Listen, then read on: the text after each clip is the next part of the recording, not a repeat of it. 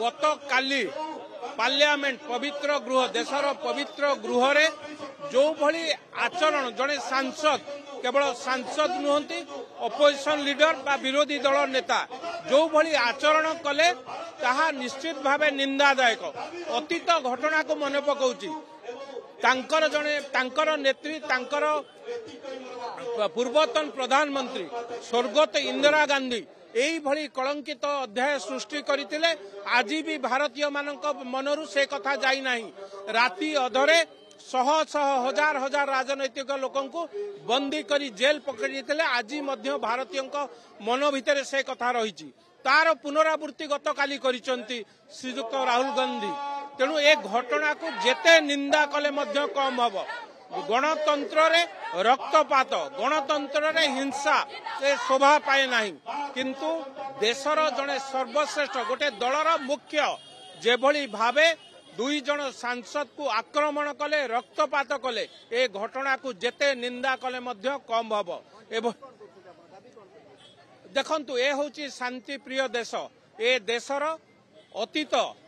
वर्तमान एवं भविष्य शांति सहंतिर देश पृथ्वी की वार्ता देछि शांति पाई ए देश सब बेले शांति चाहे विशेष भाव में गणतंत्र रे अहिंसा आमर होछि श्रेष्ठ धर्म एक कथा आमे बारंबार कहिके आसु जो माने हिंसा करिसंती भारतीय लोकंक आगरे क्षमा प्रार्थना करंतु नचेत ना अतीत रे भारतीय वासी तांको क्षमा देइतिले ना आगु को मध्य क्षमा देबे आमे आज एठी गवर्नर हाउस सामने रे बा राज्यपाल ऑफिस सामने रे शांतिपूर्ण भावे धारणा दउछु राहुल गांधी आपण भारतीय वासी की क्षमा प्रार्थना करंतु एभली अकृत कार्य पाई देखंतु कांग्रेस नेता राहुल गांधी संसद विरोधी दल नेता मान्यता प्राप्त सी निजे ग्रहण करुछंती ए कथा को आमाने टीवी मीडिया मिछ कोए नहीं टीवी मीडिया देखौची राहुल गांधी कोन कहउछंती सी निजे एक्सेप्ट करुछंती ए कथा को कांग्रेस एमती काई कहउची ए अभियोग काई कांग्रेस बाहाना करुची ये कांग्रेस कल्चर रे अछि हिंसा को प्रोत्साहन दबा आक्रमण करिबा ए परिवारवाद को प्रोत्साहन दबा राजतंत्र को विश्वास करथबा जो कांग्रेस से कांग्रेस रे नेता राहुल गांधी आज से कार्य करिक देखैले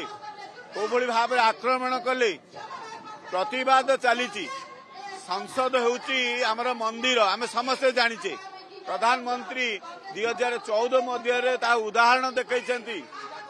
निश्चित रूपे याको निंदा करचु प्रतिवाद करचु जो पर्यंत राहुल गांधी क्षमा प्रार्थना करी नाहंती से पर्यंत ये आंदोलन तीव्रतर होगी चलिबो पवित्र संसद गृह जो भाव कांग्रेस तथाकथित युव नेता जो भाव हिंसात्मक कार्यक्रम करिसंती निश्चित भाव